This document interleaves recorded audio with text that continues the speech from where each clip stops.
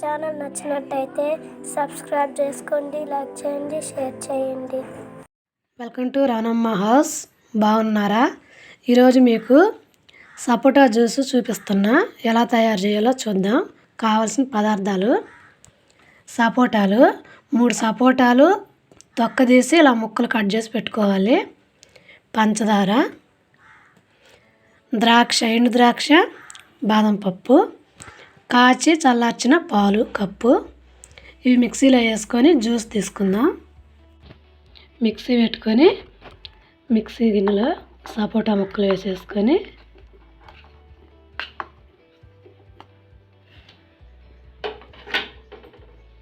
పంచదార కొంచెం, already సపోటాలో sweet ఉంటుంది కదా, కొంచెం పంచదార వేసుకుందాం. మిల్క్ వేసుకుంటాం కాబట్టి మనం ఆ పాలకు సరిపడా పంచదార వేసుకొని పాలు కొంచెం పోసుకొని లైట్గా 1 స్పూన్ పాలు పోసుకొని మిక్సీ వేసుకుందాం.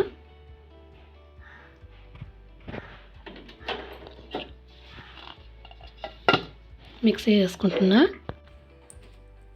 మెత్తగా మిక్సీ వేసుకోవాలి. వేసుకున్నా ఇలా పేస్ట్ లాగా రావాలి మెత్తగా.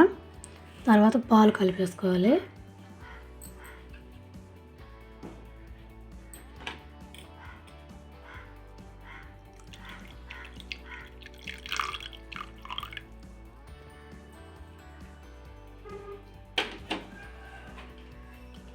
పాలు వేసుకొని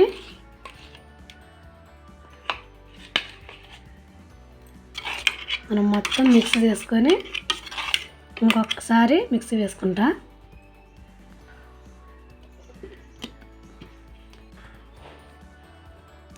అయిపోయింది సపోటా జ్యూస్. చూసుకుందాము ఎలా ఉందో.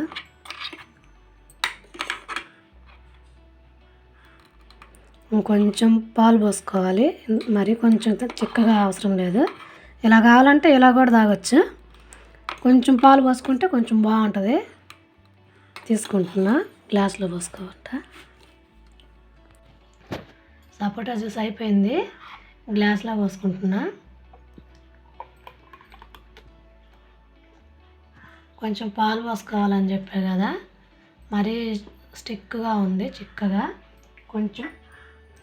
కొంచెం పాలు పోసుకుంటున్నా.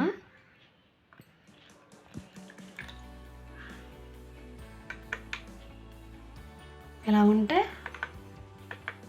బాగుంటుంది. మనకి ఎలా కావాలంటే అలా చేసుకోవచ్చు. చిక్కగా అయినా చేసుకోవచ్చు, పలచగా అయినా చేసుకోవచ్చు. ఐస్ ముక్కలు వేసుకుంటున్నా.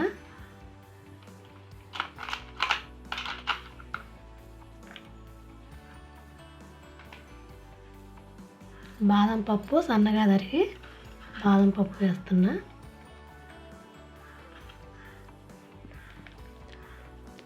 ఎండు ద్రాక్ష. అంతే అండి. ఈజీగా సపోటా జ్యూస్ ఇంట్లో చేసుకోవచ్చు. ఫ్రూట్ జ్యూస్ కదా, చాలా బాగుంటుంది. టేస్ట్ కూడా బాగుంటుంది. ట్రై చేయండి. సపోటా జ్యూస్ రెడీ.